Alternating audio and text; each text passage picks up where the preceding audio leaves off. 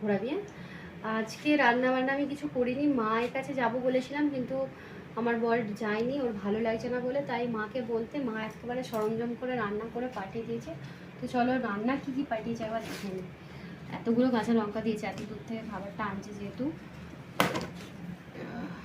আছে ভাত,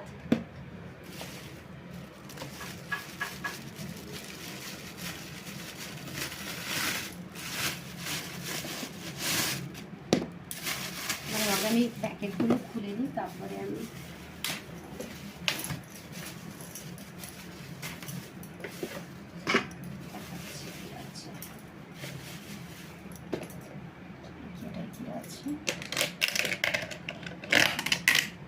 এটা হচ্ছে মাছের ঝাল, সর্ষে দিয়ে কাটা কাটা মাছের ঝাল। এটা আছে ডাল, এটা হচ্ছে পটল চিংড়ি, আর এটা হচ্ছে শাক ভাজা। আজকের খাবারটা জাস্ট চলে যাচ্ছে।